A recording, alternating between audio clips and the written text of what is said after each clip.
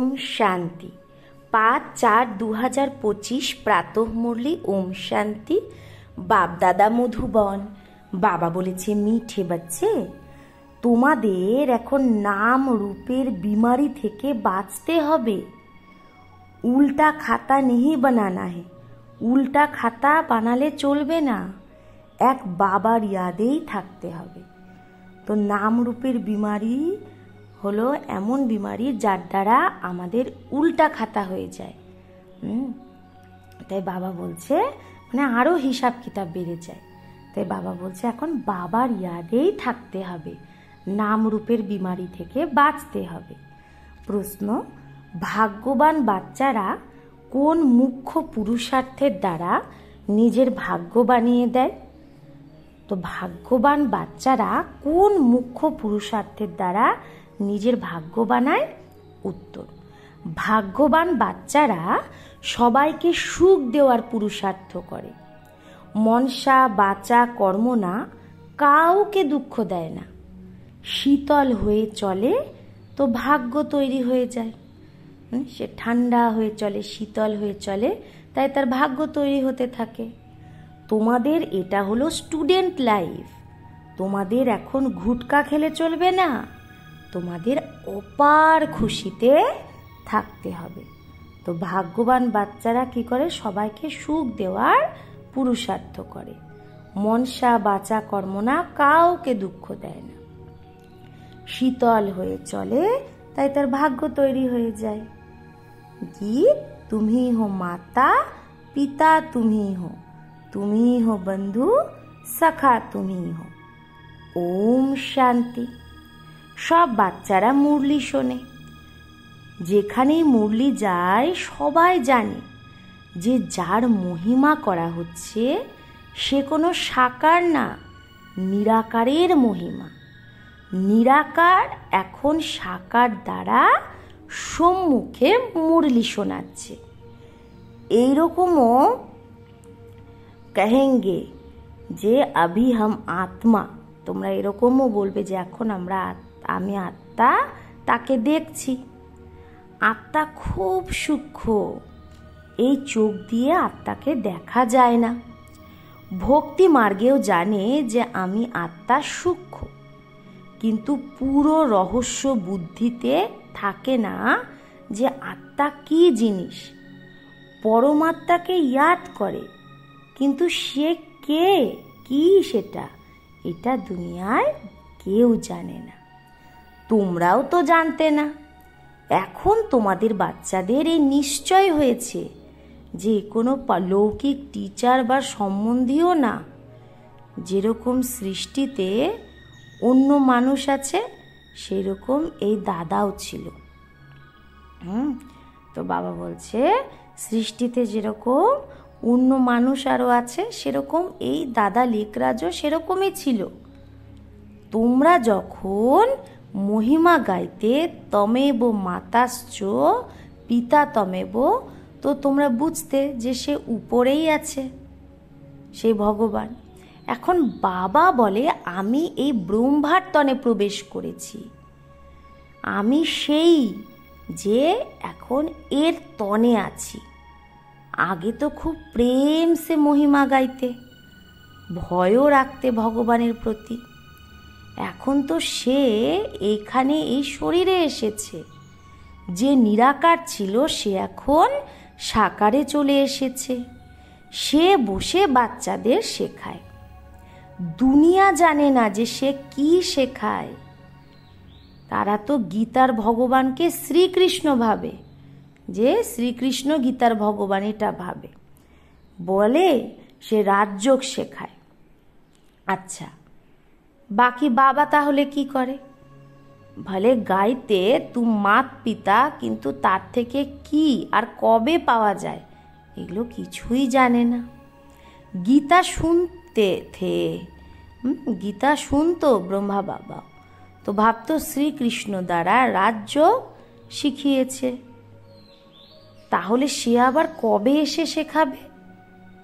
वो भी ধ্যান মে আতা হোগা। তাহলে সেটাও হয়তো ধ্যানে আসতো। এই সময় এখন সেই মহাভারত লড়াই, তো নিশ্চয়ই শ্রীকৃষ্ণেরই সময় হবে। এখনই তো চারিদিকে মহাভারত লড়াই চলছে, তার মানে এখনই নিশ্চয়ই সেই শ্রীকৃষ্ণের সময় হবে। নিশ্চয়ই সেই হিস্ট্রি জিওগ্রাফি রিপিট হওয়া চাই। তো দিন প্রতিদিন মানুষ বুঝতে থাকবে যে সেই টাইম চলছে, মহাভারত যুদ্ধের টাইম। আর নিশ্চয়ই এই সময়েই গীতার ভগবানকে অবশ্যই আসা উচিত। বরাবর মহাভারত লড়াইও সবাই দেখতে পাবে। নিশ্চয়ই এই দুনিয়ার অন্ত হবে। দেখায় পাণ্ডব পাহাড়ে চলে গেছে, তো তাদের বুদ্ধিতে এটাই নিশ্চয়ই আসে যে বরাবর বিনাশ তো সামনে দাঁড়িয়ে আছে। এখন শ্রীকৃষ্ণ কোথায় আছে খুঁজতে থাকবে, যতক্ষণ না তোমাদের কাছে শুনবে যে গীতার ভগবান শ্রীকৃষ্ণ না শিব। তোমাদের বুদ্ধিতে তো এই কথাটা একদম পাক্কা আছে, এটা তোমরা কখনো ভুলতে পারো না। যে কাউকে তোমরা বোঝাতে পারো যে গীতার ভগবান শ্রীকৃষ্ণ না শিব। দুনিয়ায় তো এরকম কেউ বলবে না, শুধু তোমরা বাচ্চারা ছাড়া। এখন গীতার ভগবান রাজযোগ শেখাতো, তো নিশ্চয়ই এর দ্বারা সিদ্ধ হয় নর থেকে নারায়ণ বানাতো। যদি গীতার ভগবান রাজযোগ শেখায় তার মানে কি, সে নর থেকে নারায়ণ বানায়। তোমরা বাচ্চারা জানো ভগবান আমাদের পড়ায় বরাবর নর থেকে নারায়ণ বানায়। এই লক্ষ্মী নারায়ণের স্বর্গে রাজ্য ছিল না, এখন তো সেই স্বর্গও নেই, তো নারায়ণও নেই, দেবতারাও নেই। চিত্র আছে যার দ্বারা বোঝায় যে তারা ছিল কোনো সময়। চিত্রের দ্বারা বোঝা যায় যে ছিল। এখন তোমরা বুঝো যে তাদের পাস্ট হওয়া কত বছর হলো। তোমাদের পাক্কা মালুম আছে আজ থেকে 5000 বছর আগেই তাদের রাজ্য ছিল। তো এখন এটা তো অন্ত, লড়াইও সামনে দাঁড়িয়ে আছে। জানো যে বাবা আমাদের পড়াচ্ছে, সব সেন্টারে সবাই পড়েও আবার অন্যকে পড়ায়ও। পড়ানোর যুক্তি খুব ভালো। চিত্র দ্বারা বোঝা সমঝানি अच्छी মিল सकेगी, চিত্রের দ্বারা ভালো বুঝতে পারবে। মুখ্য কথাই হলো গীতার ভগবান শিব না শ্রীকৃষ্ণ। পার্থক্য তো অনেক আছে না। সদ্গতি দাতা স্বর্গে স্থাপনা কর্নেওয়ালা, সদ্গতি দাতা স্বর্গে স্থাপনা যে করছে, অথবা আদি সনাতন দেবী দেবতার ধর্মের যে আবার স্থাপনা করছে, সে শিব না শ্রীকৃষ্ণ। তো মুখ্য হলোই এই 3টে কথার নির্ণয়, ফ্যাসলা। এর ওপরই বাবা জোর দেয়। ভালে ওপিনিয়ন লিখে দেয় মানুষ যে এটা খুব ভালো সংস্থা, কিন্তু এর দ্বারা কিছু লাভ নেই। তোমাদের যেটা মুখ্য কথা সেটার উপর জোর দিতে হবে। তোমাদের জিতও আছে এর মধ্যেই, যে গীতার ভগবানকে আদি সনাতন দেবী দেবতা ধর্মের স্থাপনা কি করে হলো। এরকম তো তোমরা সিদ্ধ করে বলো যে ভগবান একজন হয়। এইরকম না যে যারা গীতা শোনাচ্ছে তারাও ভগবান হয়ে গেল। ভগবান তো এই রাজযোগ আর জ্ঞান দ্বারা দেবী দেবতা ধর্মের স্থাপনা করেছে। বাবা বোঝায় বাচ্চাদের উপর মায়ার আক্রমণও হয়। এখনো পর্যন্ত কেউ কর্মাতীত অবস্থা পায়নি। পুরুষার্থ করতে করতে অন্তে তুমি এক বাবার ইয়াদে সদৈব হর্ষিত থাকবে। লাস্টে কি হবে, আমরা এক বাবার ইয়াদেই থাকবো আর সদৈব হর্ষিত থাকবো। কোনো মূর্ছাইস আসবে না, মন খারাপ টেনশন হবে না। এখন তো মাথার উপর পাপের অনেক বোঝা আছে, সেটা ইয়াদের দ্বারাই কাটবে। বাবা পুরুষার্থের যুক্তি বলে, ইয়াদের দ্বারাই পাপ কাটে। অনেক বুদ্ধু এরকম আছে যারা ইয়াদে থাকতেই পারে না, তারা নাম রূপে ফেসে যায়। হর্ষিত মুখ হয়ে কাউকে যে জ্ঞান বোঝাবে সেটাও মুশকিল। আজ কাউকে বোঝালো, কালকেই আবার ঘুটকা আসলে সেই খুশিটাই গুম হয়ে যায়। তো বোঝা উচিত এটা মায়ার আক্রমণ হচ্ছে, তাই পুরুষার্থ করে বাবাকে ইয়াদ করতে হবে।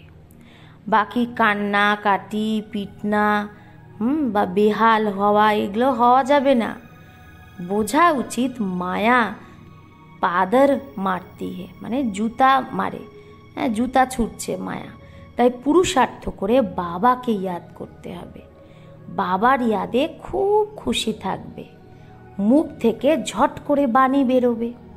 পতিত পাবন বাবা বলে আমাকে ইয়াদ করো। মানুষ তো একজনও নেই যে রচয়িতা বাবাকে যে চেনে। মানুষ হয়ে যদি বাবাকেই না জানে তাহলে তো এসব পশুর থেকেও খারাপ হলো। গীতায় শ্রীকৃষ্ণের নাম দিয়ে দিয়েছে, তাহলে বাবাকে কি করে ইয়াদ করবে, তাই না? এটা বড় ভুল, যেটা তোমাদের বোঝাতে হবে। গীতার ভগবান শিব বাবা, সেই বর্ষা দেয় মুক্তি, জীবন মুক্তি দাতা সে। অন্য ধর্মের মানুষের বুদ্ধিতে বসেই না।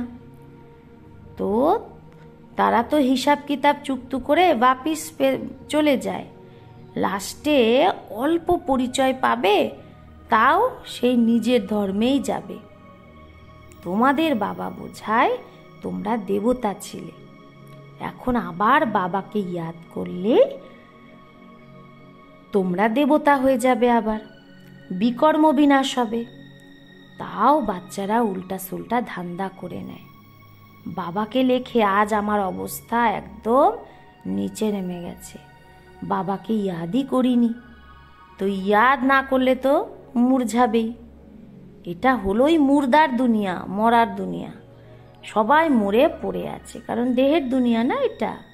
তোমরা বাবার হয়েছে, তো বাবার আদেশ হলো আমাকে ইয়াদ করো, তো বিকর্ম বিনাশ হবে। এই শরীর তো পুরানো, তমপ্রধান, লাস্ট অবধি কিছু না কিছু হতেই থাকবে এই শরীরে। যতক্ষণ না বাবার ইয়াদে থেকে কর্মাতীত অবস্থাকে পাবে, ততক্ষণ মায়া হিলাতে থাকবে, কাউকে ছাড়বে না, চেক করতে থাকবে। তাহলে বাবা বলছে নিজেকে চেক করো, মায়া কিভাবে ধাক্কা খাওয়ায়। ভগবান আমাকে পড়ায়, এটা কেন ভোলা উচিত?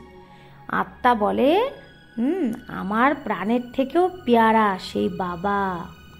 এই রকম বাবাকে আবার তোমরা ভুলে যাও কেন? বাবা ধন দেয়, জ্ঞান ধন যেটা দেয় সেটা দান করার জন্য দেয়। প্রদর্শনী মেলায় তোমরা অনেককে দান করতে পারো। নিজে নিজেই শখে তোমাদের ভাগা উচিত, নিজেরই শখ হওয়া উচিত। এখন তো বাবা কো তাকিদ করনি পড়তি হে। এখন তো মানে বাবাকে আমাদের উমঙ্গ উৎসাহ দিতে হয় যে যাও গিয়ে বোঝাও। তার মধ্যেও কি ভালো যে বুঝেছে তা মানে সেই রকম বাচ্চারই এখানে যাওয়া উচিত। দেহ অভিমানী যে হবে তার কথার তো তীরই লাগবে না।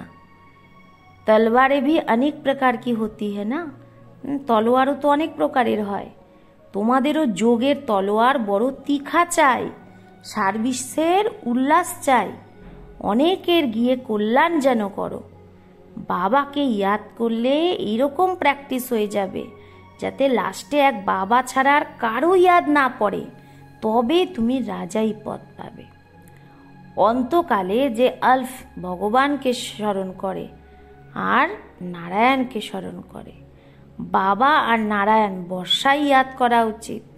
কিন্তু মায়া কম না, যে কাচ্চা বাচ্চা সে তো একদম ঢের হো পারতে, কাঁচা বাচ্চাই বেশি হয়ে যায়।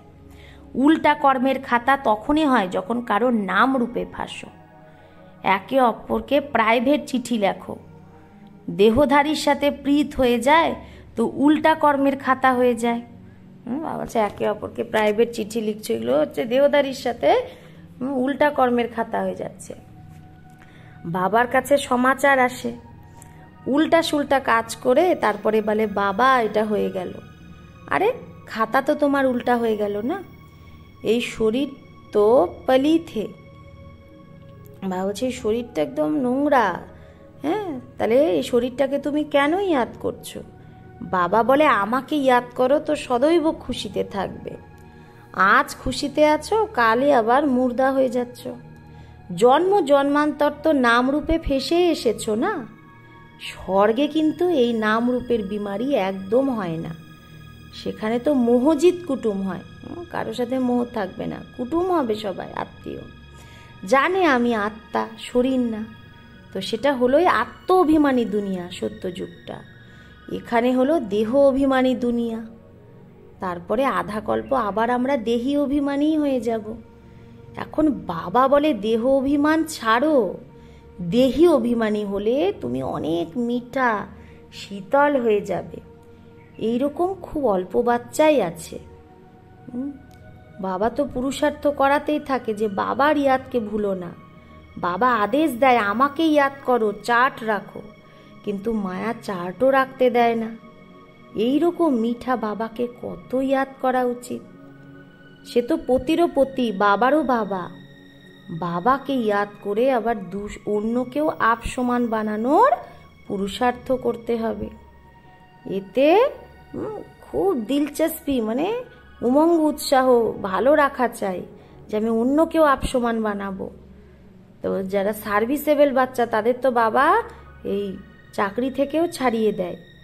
তো সার্কামস্ট্যান্স, পরিস্থিতি দেখে বলে এখন এই ধান্দায় লেগে যাও। এম অবজেক্ট তো সামনে দাঁড়িয়ে আছে। ভক্তি মার্গেও চিত্রের সামনেই ইয়াদে বসে না। তো তোমাদের তো শুধু আত্মা ভেবে পরমাত্মা বাবাকে ইয়াদ করতে হবে। বিচিত্র হয়ে বিচিত্র বাবাকে ইয়াদ করতে হবে। এটাই শুধু তোমাদের মেহনত। বিশ্বের মালিক হওয়া এটা কোনো মাসির ঘর না। বাবা বলে আমি বিশ্বের মালিক নিজে হই না, তোমাদের বানাই। তার জন্য আমাকে কত মাথা মারতে হয়, তাই না? সপুত বাচ্চাদের তো আপেই শখ হওয়া উচিত। ছুটি নিয়েও সার্ভিসে লেগে যাওয়া উচিত। অনেক বাচ্চার বন্ধনও আছে, আবার মোহও আছে। বাবা বলে তোমাদের সব বিমারি এখন বাইরে বেরোবে। তোমরা বাবাকে ইয়াদ করতে থাকো, মায়া তোমাকে সরানোর চেষ্টা করবে। ইয়াদই হলো মুখ্য। রচয়িতা রচনার আদি মধ্য অন্তের জ্ঞান যদি পেয়ে যাও, বাকি আর কি চাই? ভাগ্যবান বাচ্চারা সবাইকে সুখ দেওয়ার পুরুষার্থ করে। মনসা বাচা কর্মনা কাউকে দুঃখ দেয় না, শীতল হয়ে চলে, তাই তার ভাগ্য তৈরি হয়ে যায়। যদি কেউ না বোঝে তো বোঝা যায় যে এর ভাগ্যে নেই। যার ভাগ্যে আছে সে তো ভালোভাবে শুনবে। অনুভবও শোনায় না যে কি কি করত ব্রহ্মা বাবা। এখন ব্রহ্মা বাবাও বুঝছে যে যা কিছু করেছে তার দ্বারা দুর্গতি হয়েছে। সদ্গতিকে তখনই পাবে যখন বাবাকে ইয়াদ করবে।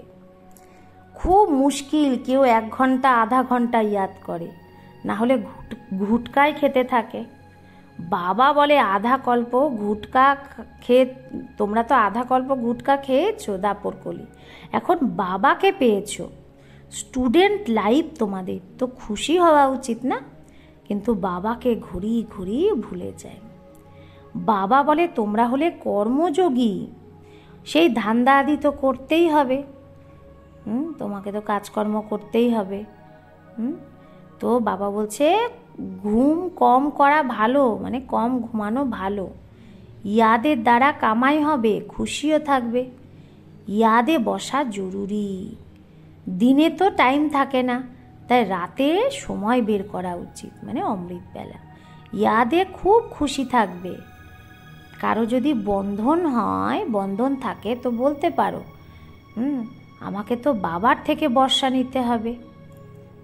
এখানে কেউ তোমাকে থামাতে পারবে না। শুধু গভর্নমেন্টকে গিয়ে বোঝাও, কি বোঝাও? যে বিনার সামনে দাঁড়িয়ে আছে। বাবা বলে আমাকে ইয়াদ করো তো বিকর্ম বিনাশ হবে। আর এই অন্তিম জন্ম তো পবিত্র থাকতেই হবে, তাই আমরা পবিত্র থাকি। কিন্তু এই কথাটা সেই বলবে যার মধ্যে জ্ঞানের মস্তি আছে। এরকম না যে এখানে এসেও, মানে বাবার যজ্ঞে এসেও আবার দেহধারীকে ইয়াদ করছো না। দেহ অভিমানে এসে লড়াই ঝগড়া যেরকম ক্রোধের ভূত হয়ে যায়, দেহ অভিমানে এসে লড়াই ঝগড়া করলে সেটা তো ক্রোধেরই ভূত। বাবা ক্রোধ যে করে তার দিকে তাকায়ও না, সার্ভিস যে করে তাকে বাবা ভালোবাসে। দেহ অভিমানের চলন দেখা যায়, যার মধ্যে দেহ অভিমান আছে তার চলনেই দেখা যায়। তো বাবা বলছে তুমি গুলগুল তখনই হবে যখন বাবাকে ইয়াদ করবে। মূল কথাই হলো এটা, একে অপরকে দেখেও বাবাকেই ইয়াদ করো। সার্ভিসে তো হাড্ডি হাড্ডি দেওয়া উচিত, ব্রাহ্মণদের আপোষে ক্ষীরখণ্ড হয়ে থাকা উচিত, লুন পানি না। তো না বোঝার কারণে একে অপরের সাথে নফরত, আবার বাবার সাথেও নফরত করে। এরকম হলে কি পথ পাবে? তোমাদের সাক্ষাৎকার হবে, তো সেই সময় স্মৃতি আসবে যে আমি এইরকম গাফিলতি করেছি। বাবা আবার বলে ভাগ্যে যদি না থাকে তো আমি কি করতে পারি? কারো ভাগ্যে না থাকলে বাবা আর কি করবে? अच्छा, मीठे मीठे सिखिलाधे बच्चों प्रति मात पिता बाप दादा का याद प्यार और गुड मॉर्निंग। रूहानी बाप की रूहानी बच्चों को नमस्ते। हम रूहानी बच्चों की रूहानी मात पिता बाप दादा को याद प्यार, गुड मॉर्निंग और नमस्ते नमस्ते नमस्ते। शुक्रिया बाबा, आपको लाख लाख शुक्रिया। धारणा एक निर्बंधन हওয়ার জন্য জ্ঞানের মস্তি যেন হয়, দেহ অভিমানের চলন যেন না হয়, আপোষে লুন পানি হওয়ার সংস্কার যেন না হয়। দেহধারীর সাথে ভালোবাসা থাকলে বন্ধন মুক্ত হতে পারবে না। 2, কর্মযোগী হয়ে থাকতে হবে।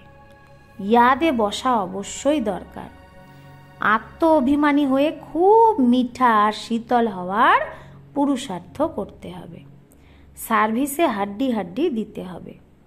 বরদান, শ্রীমতের দ্বারা মনমত আর জনমতের মিলাবটকে সমাপ্ত যে করে সেই সত্যিকারের সকল্যাণী ভব। তো শ্রীমতের দ্বারা যে মনমত আর জনমতের মিলাবটকে সমাপ্ত করে সেই সত্যিকারের সকল্যাণী ভব। বাবা বাচ্চাদের সব খাজানা সকল্যাণ আর বিশ্ব কল্যাণের জন্য দিয়েছে, কিন্তু সেই খাজানাকে ব্যর্থ দিকে লাগানো, অকল্যাণের কার্যে লাগানো, শ্রীমতের মধ্যে মনমত আর জনমত মিক্স করা, এগুলো হচ্ছে আমানাতের মধ্যে খায়ানাত। এখন এই খায়ানাত আর এই মিলাবাটকে সমাপ্ত করে রুহানিয়াত আর রহেমকে ধারণ করো। আত্মিক বৃত্তি আর করুণাকে ধারণ করো। নিজের উপর আর সবার উপর রহেম করে সকল্যাণী হও। নিজেকে দেখো, বাবাকে দেখো, আর কাউকে দেখো না। স্লোগান, সদা হর্ষিত সেই থাকতে পারে যে কখনো কোথাও আকর্ষিত হয় না। তো সদা হর্ষিত সেই থাকতে পারে যে কোথাওই আকর্ষিত হয় না। অব্যক্ত ইশারা, কম্বাইন্ড রূপের স্মৃতি দ্বারা সদা বিজয়ী হও। বাবা আর আমি কম্বাইন্ড, করাবানহার বাবা আর আমি করছি নিমিত্ত আত্মা। আমি নিমিত্ত আত্মা, একে বলা হয় অসোচ, অর্থাৎ একের ইয়াদ, আর কোনো চিন্তা নেই। শুভ চিন্তনে যে থাকে তার কখনো চিন্তা হতেই পারে না। যেরকম বাবা আর তুমি কম্বাইন্ড, শরীর আর আত্মা কম্বাইন্ড, তোমাদের ভবিষ্যৎ বিষ্ণু স্বরূপ কম্বাইন্ড, সেরকম স্বসেবা আর সবার সেবা কম্বাইন্ড যদি হয়, যেরকম আত্মা শরীর কম্বাইন্ড, ভবিষ্যতের বিষ্ণু স্বরূপ কম্বাইন্ড, সেরকম স্বসেবা আর বিশ্ব সেবাও যেন কম্বাইন্ড হয়, তবে কি হবে? মেহনত কম আর সফলতা বেশি পাবো। স্বসেবা আর বিশ্ব সেবা যেন একসাথে হতে থাকে। আচ্ছা, ওম শান্তি।